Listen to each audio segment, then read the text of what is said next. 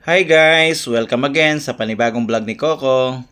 Ito si Nick the Abangers ang lagi nakaabang sa kanya. Tingnan niyo yung ginagawan dalawa ni Cookies oh. Yan, isa yan sa madalas nilang gawin pag sila ay magkasama. Ayan si Coco oh. Alam niya pag kinakamera siya eh. Nakatingin siya palagi eh.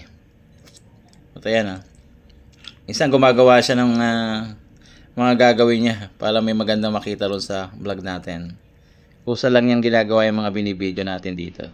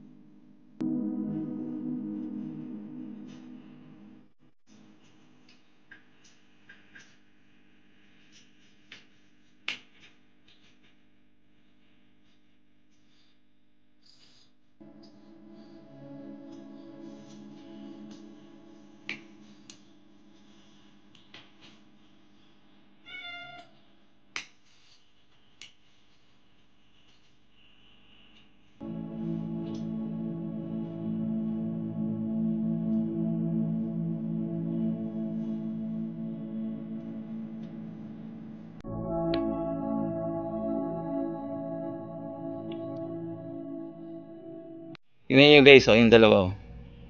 Walang tigil yan pag sila ay nagdikit. Pero pag napagod na si Cookies, umaalis siya sandali, tapos bumabalik naman. Yun yung kanilang bonding na dalawa. Happy naman silang dalawa pag nagkikita. Si Coco naman nakakatawa naman siya kasi talagang ini-enjoy niya naman pagkasama niya si Cookies. Ayan o, tignan niyo dalawa oh. Sige, ayan o. Pag ano na yan, alis na si Cookies. Ayan niya si Coco. Pero bumabalik din naman. Pero pag napagod na siya, yan. Iwanan niya na talaga si Coco.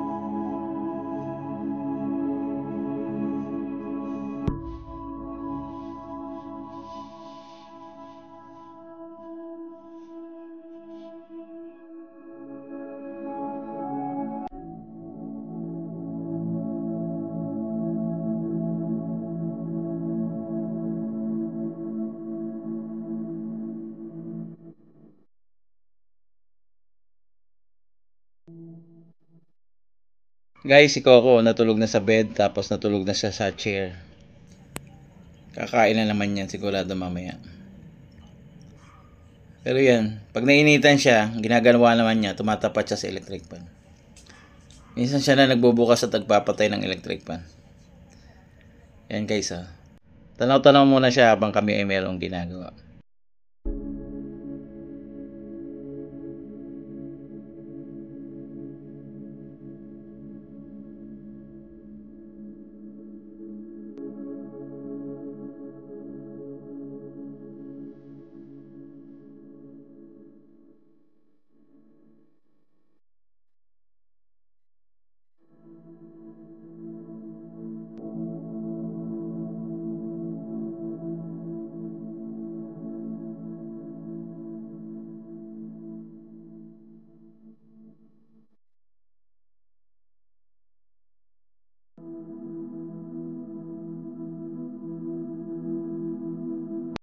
Guys, ayan na. Nung siya nagutom, ay pumunta na siya ron sa kanyang pakainan. At kumain na siya. Iba-ibang kinakain niya, Coco. Yan, may cat food. Meron din siya ng liquid. Meron din siya ng ibang pagkain. Pero paborito niya rin ang chicken. Pero mas the best sa kanya yung tuna. Yan guys. Ini-enjoy niya lang yung pag-stay niya rito. Kanya nga lang pag nakapasok ang mga kittens, sinasaluhan siya sa kanyang pagkain. Kaya minsan nanghihingi pa siya. Ayan na, nakatalon sa kanyang mami. Yan. Pag wala siyang kasama, yan, ganyan-ganyan lang siya sa pagkain. Konti-konti lang. Pero pag nandiyan yung mga kittens, ang bilis niyang kumain. Bakit gano'n naman talaga kahit tayo, di ba? Pag merong kasama, ganado ka sa pagkain. Pero pag mag-isa ka lang, syempre, medyo mahina lang yung pagkain. Yan ang ginagawa ni Coco. At gusto na rin niya lumabas, gawin niyang normal yung kanyang buhay. Kaya, pinapayagan natin siyang lumabas. Pero not to the extent dun talaga sa pinakalabas kasi baka kung anong kanyang gawin.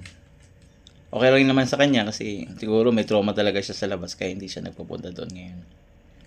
And kay si Coco, salamat din sa patuloy na nanonood sa kanyang mga videos at sa kanyang vlog ngayon at sa lahat ng mga nakasubscribe. At kung hindi ka pa nakasubscribe, please subscribe. Paki-bell all mo para ma-notify ka sa lahat ng kanyang mga videos. And guys, ang ginagawa ni Coco, tatanaw-tanaw yan, mamaya yan ay lalabas yan. Tignan natin kung ano yung mga susunod niyang gagawin mamaya.